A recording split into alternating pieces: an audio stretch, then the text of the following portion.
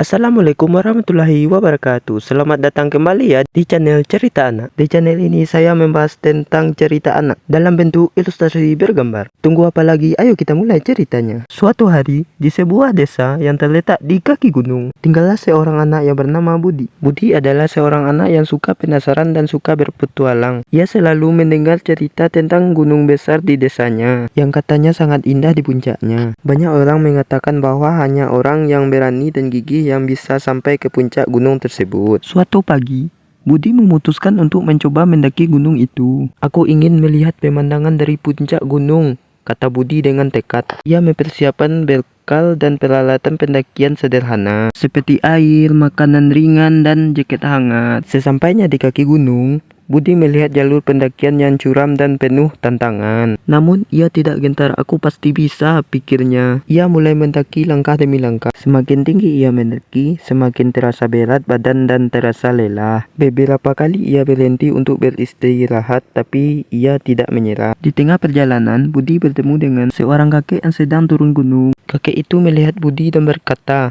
"Nak, jalur ini memang berat. Tetapi kalau kamu tekun dan sabar, kamu pasti bisa sampai puncak." Budi tersenyum dan melanjutkan pendakian. Di perjalanan, ia menemukan berbagai rintangan seperti bebatuan licin, akar pohon yang menjulang, dan jalan yang terjal. Tapi Budi terus maju sambil mengingatkan kata-kata kakek tadi. Setelah berjam-jam mendaki, akhirnya Budi sampai di puncak gunung. Dari sana ia bisa melihat seluruh desa dan hamparan alam yang indah.